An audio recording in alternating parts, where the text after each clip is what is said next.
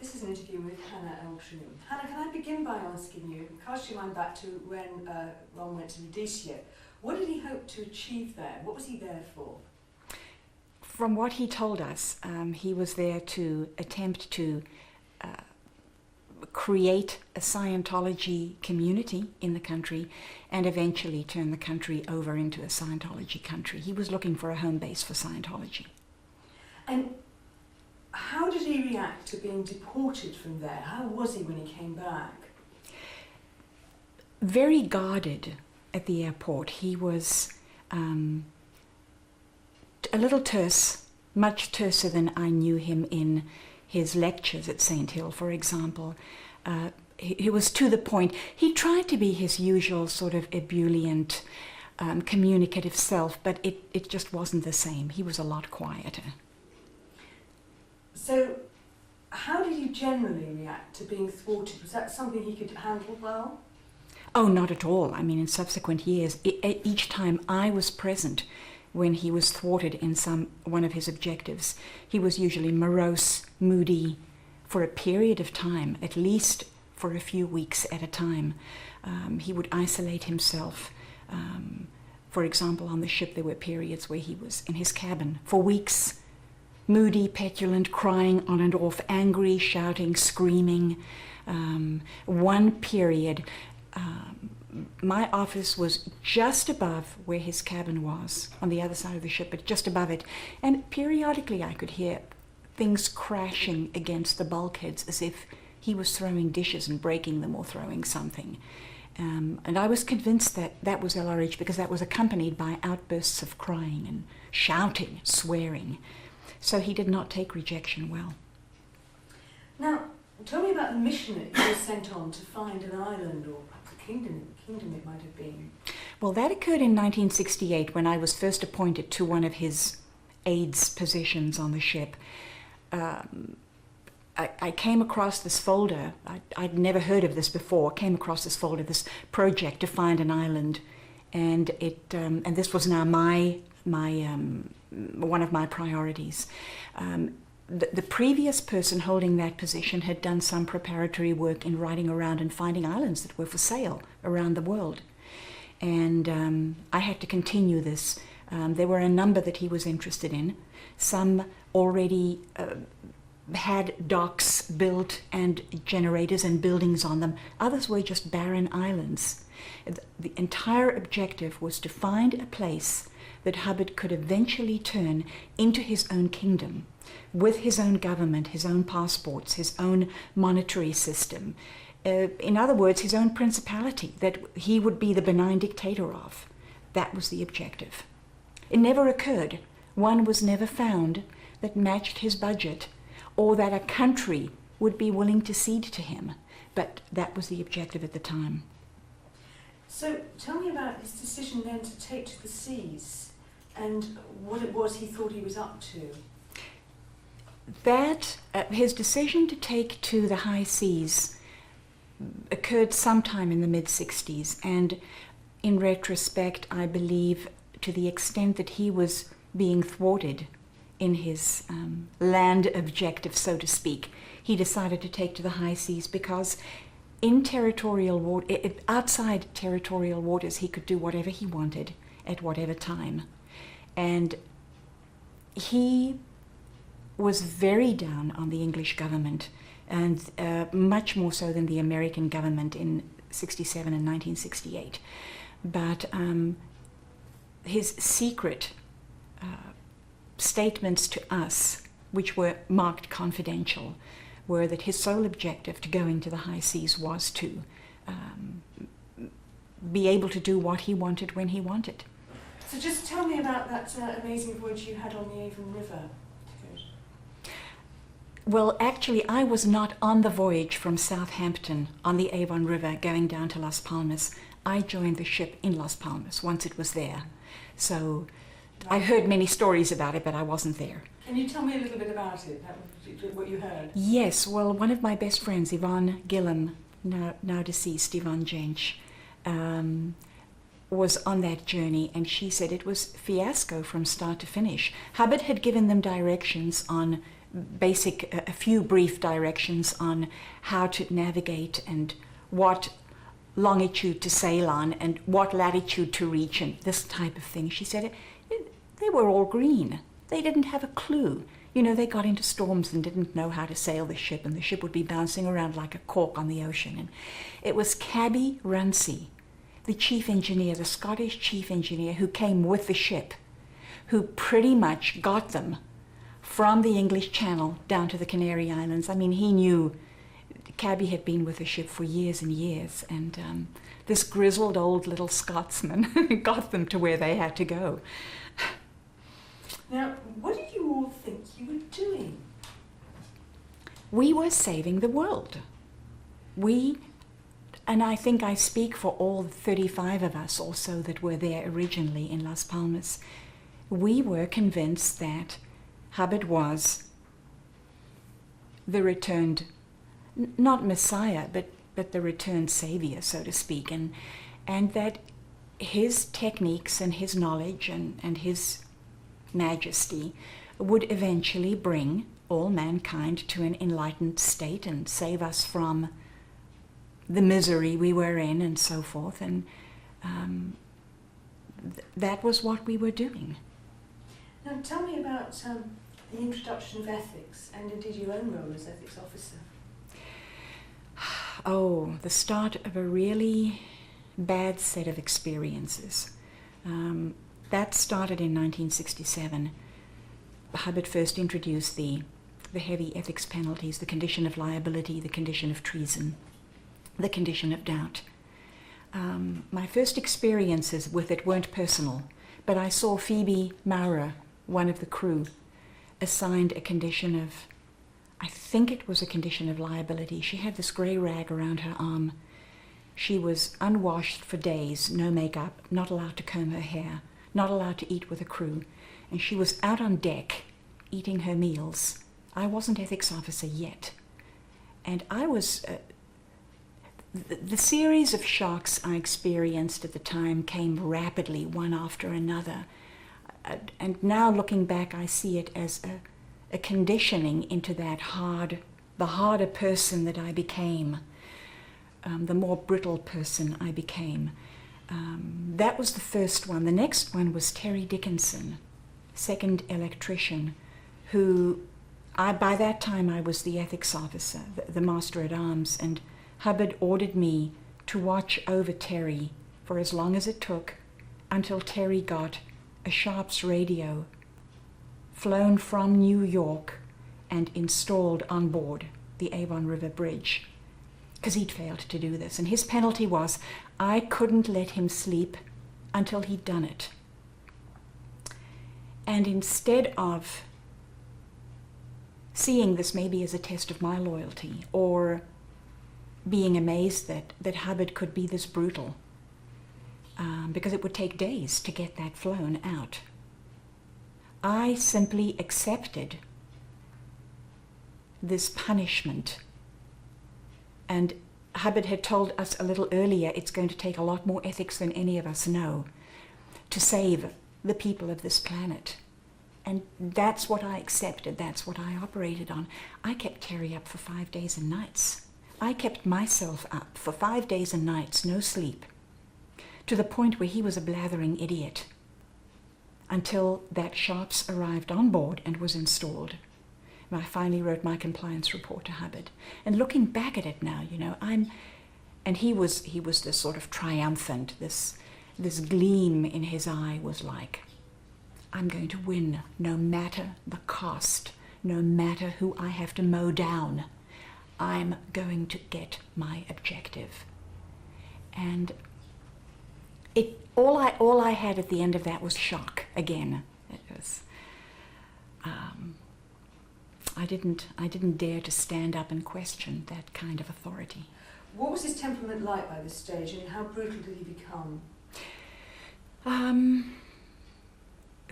Very rapidly, he was getting more and more brutal, to the point where the first incident I remember is he put this 4.5-year-old little boy, Derek Green, into the chain locker for 2 days and 2 nights. The chain locker is that part of the ship right up in the front of the ship where the chain is kept when the ship isn't out in the ocean. And it's a closed metal container. The chain is coiled up in it. It's wet. It's full of water and seaweed. It smells bad, mud. There's only an escape hatch out and then the hawse pipe through which the chain runs. So it's dark when the chain is in there, or when the chain is out, it's dark. But Derek was sitting up on the chain in this place on his own in the dark for 2 days and 2 nights. He was not allowed to go to the potty. I mean, he had to go in the chain locker on his own, soil himself. He was given food. And I never went near it, the chain locker, while he was in there, but people heard him crying. That is sheer, total brutality. That's child abuse. You know, I mean, these days, you know, people are locked up, imprisoned for child abuse. Mm-hmm.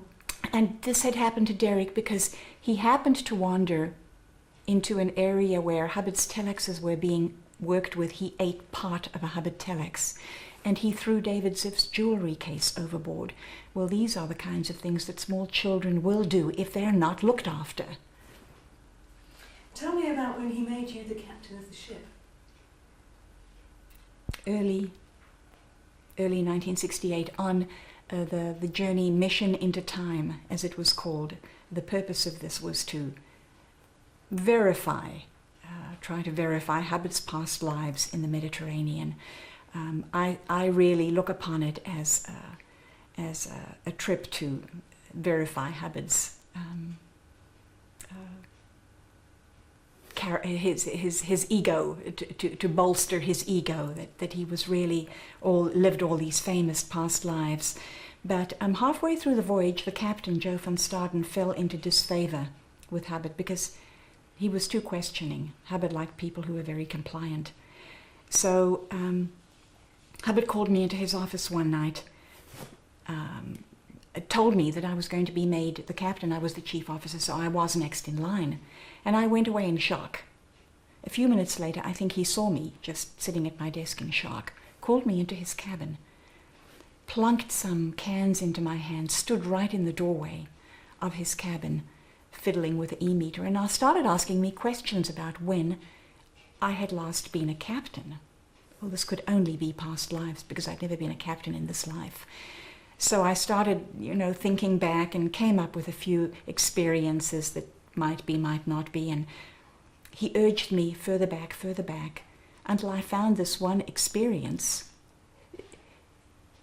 To this day, I can't, I don't know if this was the truth or not. I've simply ended up with I don't know as far as the veracity of these past experiences, but he questioned me about it and I gave him answers, and he got more and more jubilant at the end. So I knew I was on the right track. I knew I was giving him what he wanted because he was, going more and more up and up, and he was happy with what I was coming up with about this past experience, about being a space captain of a spaceship and being blown up in space, and the planet was being invaded, and all this fighting and blasting going on, and so forth. And at the end of it, he peered over the e-meter at me and he said, "Were you one of the loyal officers?"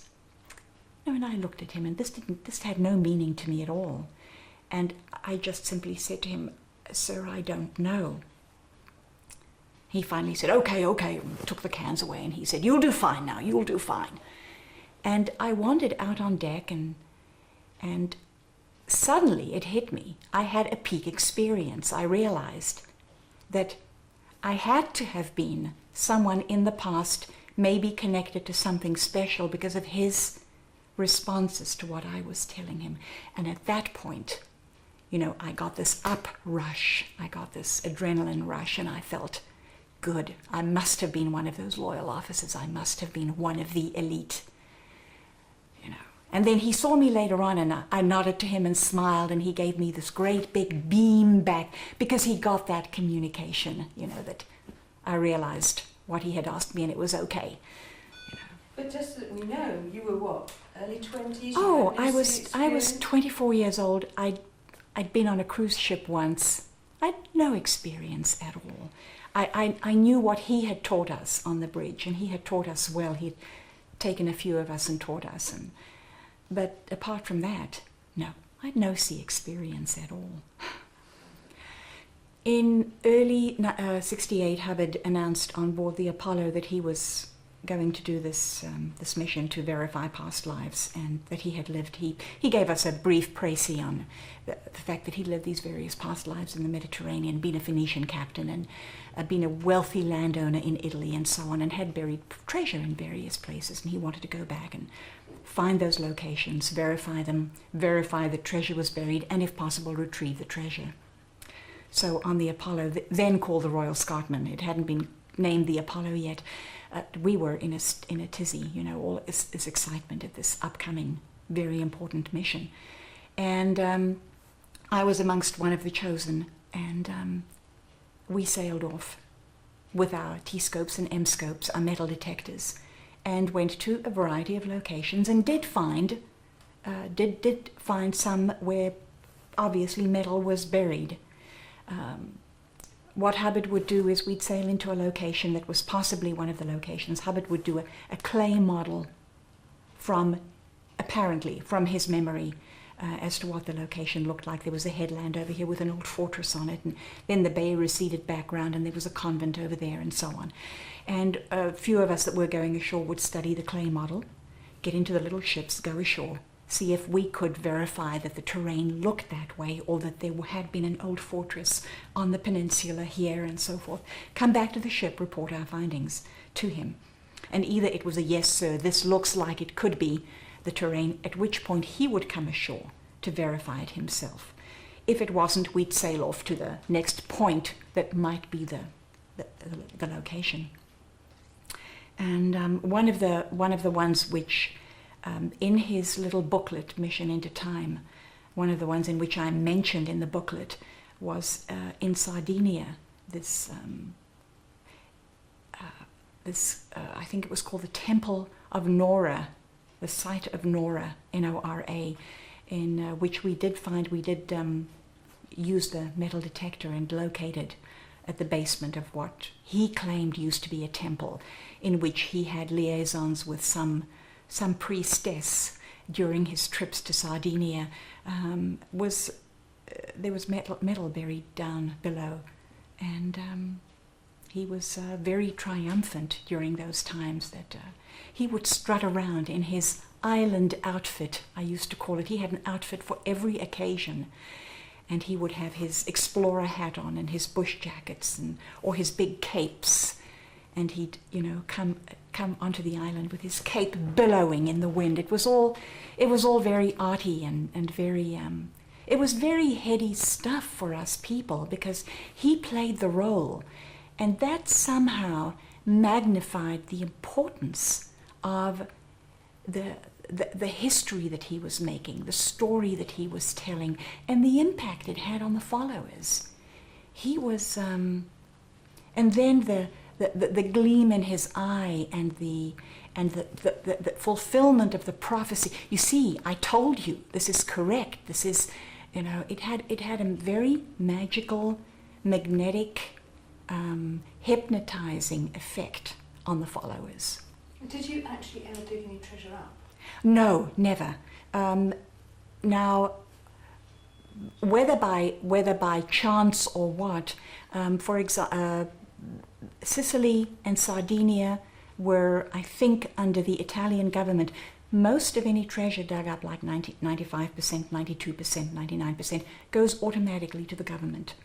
So that the founder, the discoverer, gets only a very small percent. And Hubbard categorically stated, when I dig up that treasure, I want all of it. It's mine. It's not going to go to a government.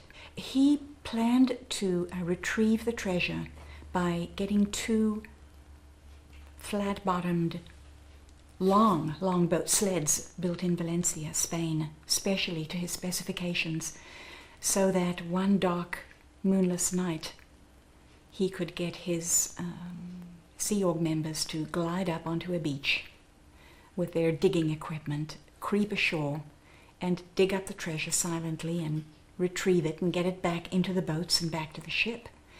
And he spoke to us about that several times on board. First the Avon River and then the Royal Scotsman. He was determined. He was going to get that back. And he already had plans, as he said, as he put it, to find the deepest vault in Spain and bury this treasure in the deepest vault in Spain. And that statement stuck with me for the longest time, because later on, many years later, when I heard about the Swiss bank accounts and how much money was in those, I thought, that's right. He loved the idea of burying treasure, money, in vaults and just hoarding it. That was what he wanted. Okay. Now, tell me about the introduction of the RPF, which was obviously a very brutal thing. In 1973, Hubbard had an accident in Portugal and got pretty badly injured. I think his arm and his back. And he was in his cabin after that for a number of weeks. This was his period, which I call the pouting, the crying, the mad period, where he would cry and throw things against the wall, the bulkheads, and pout and scream. He was in a bad way. I don't know what offset that period of moroseness and crying and so on. But right toward the tail end of that, he created the RPF, the Rehabilitation Project Force. The first inkling I had of it was when his personal communicator, Ken Urquhart, came into my office with this series of papers, documents, that outlined the Rehabilitation Project Force. And there were about 7 or 8 various documents. And I had to read through them. I forget why I had to read through them before they went down to Mimeo to be typed up and edited and issued, published.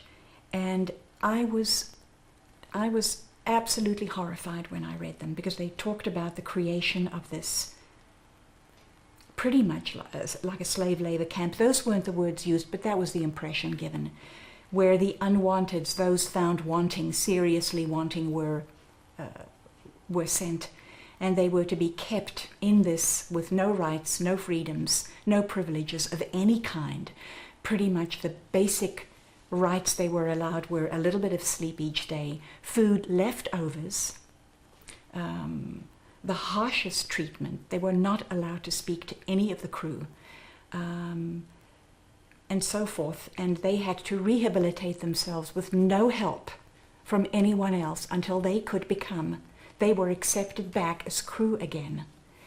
And the people who were relegated to this position, this demeaning position, hadn't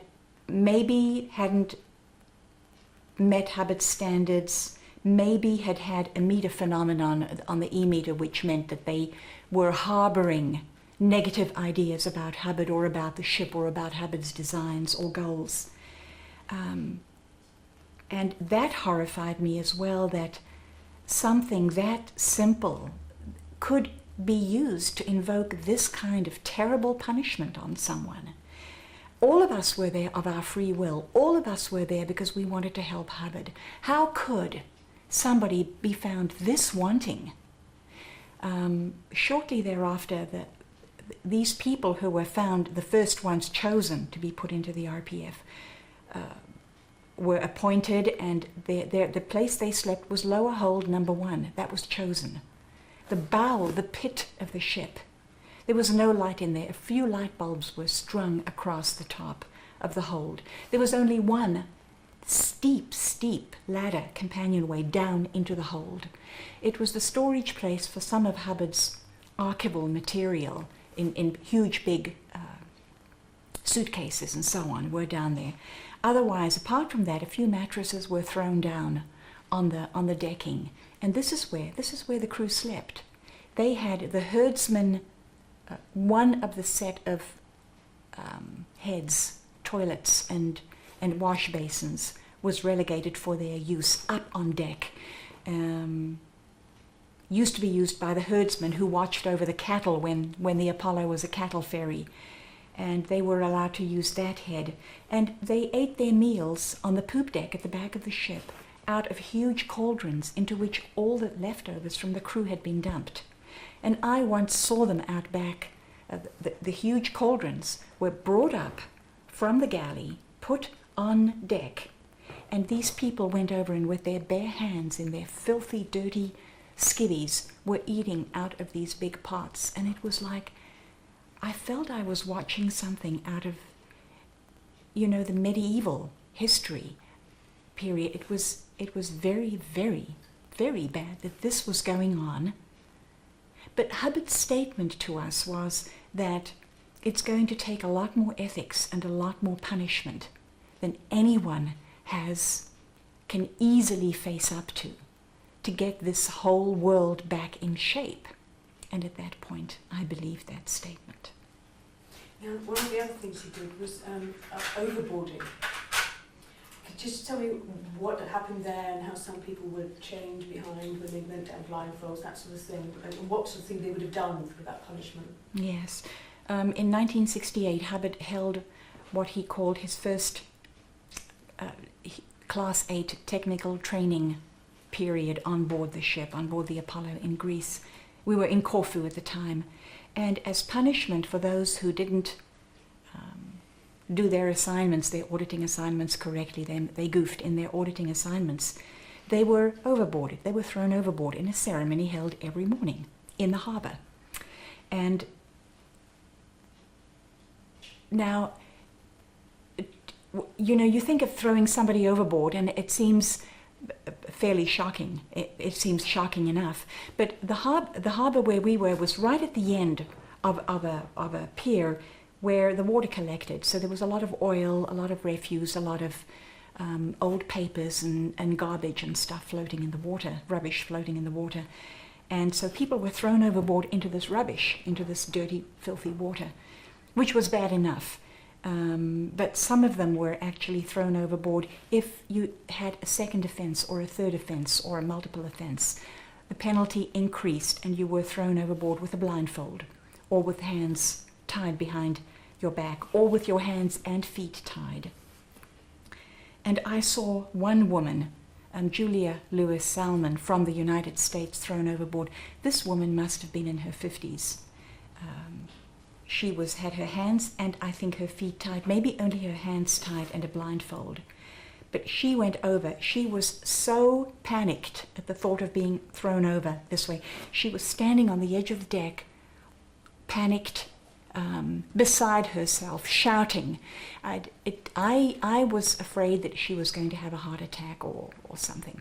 And I was standing on the A deck with Hubbard and his other aides watching this going on. And Julia didn't jump over. She had to be pushed over because she was incapable. She was in such a fit.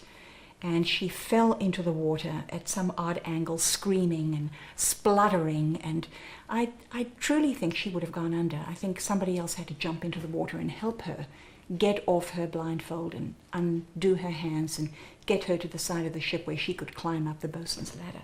That's an incredible story. What was coming ashore now? What was his master plan for coming ashore in Florida? What was he up to there? Well, when Hubbard finally decided to come ashore from the ships, the ship itself and the Scientology aspect of the ship had grown so unpopular in the Mediterranean and the Caribbean that we'd run out of territory to sail. That was what prompted the move back into the United States.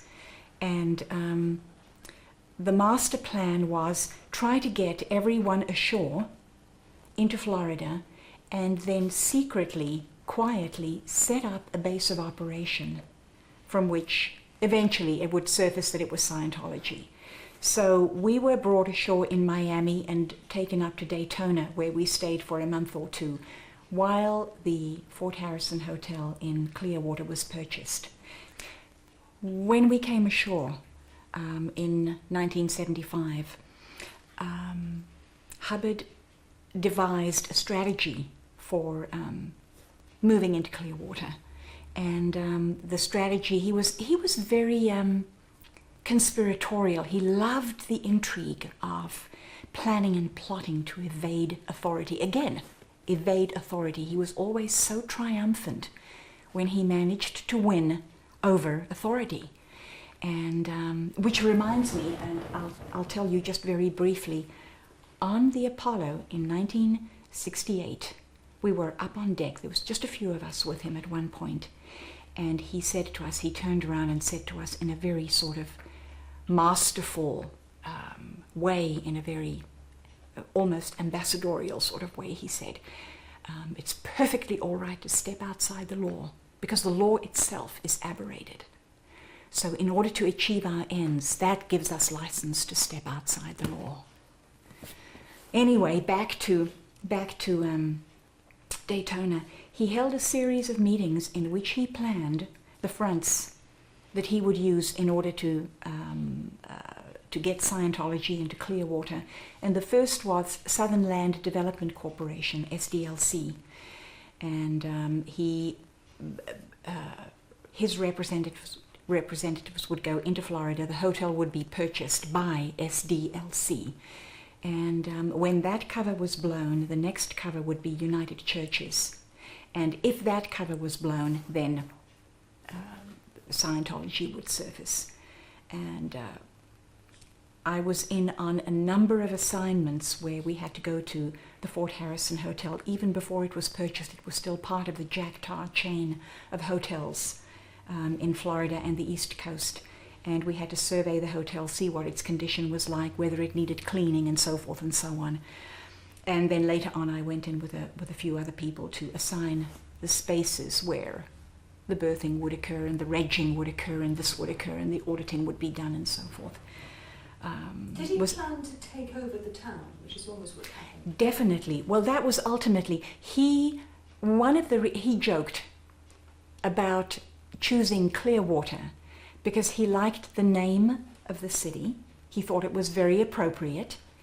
And the plan was eventually to take over and create it as a Scientology bastion. Yes. Great. Now tell me about his paranoia. I know you mentioned about Lisbon 73 and what he was like then and what he was like when he came back, but also his paranoia in general. There were, during the period that I knew him and worked with him, about 8 years, and especially in retrospect, it's clear to me that his moments of paranoia increased. Both they lengthened in the duration that he experienced them, but they also increased. And he would go into moments of rage, long moments. By moments I mean like days, where he would be shouting, screaming, moody. He would be petulant like a child, complaining about this, complaining about that, fearful that the ship was that Scientology on board was being, the plants were coming on board, was being infiltrated by the governments and the CIA and the FBI, and the crew would go through, periodically, would be security checked to make sure that no plants had gotten on board, that we were being infiltrated. One of those moments was when he put together the RPF in early 1974. His fear at that point, I think, peaked, and that was the creation of the RPF, to both punish people, to get them to redeem themselves, but also to make sure through lengthy security checks that people were not plants. Tell me about when he fled from Lisbon, at the time of the French court case, and what he was like then and what he was like when he came back. Another of those moments was in 1972, I believe it was, 73, when he fled from Lisbon to America and hid out for a year in Queens, New York. There was a French case going on. A litigation was going on in France against Scientology, and Hubbard was was about to be indicted or had been indicted was to be served. And because he did not want to be extradited from Portugal to France, he fled to America for a year and hid. Before he left the ship, he was very, I would say, scared. He kept to himself in his cabin, did not go ashore, which was unlike him. Any time we got to a port where we stayed for a period of time, he would get his cars put ashore, he would get his motorbike put ashore. He had a great big Harley Davidson that he would love to go riding on. Of course, in his riding outfit, another outfit that he had. But in Lisbon, he stayed on the ship until the point where he left and fled to New York. And then when he came back a year later, he arrived back on ship triumphant. Again, he had evaded authority.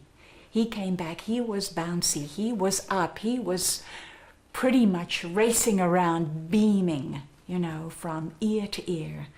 The court case was over, he was safe, he was back on board.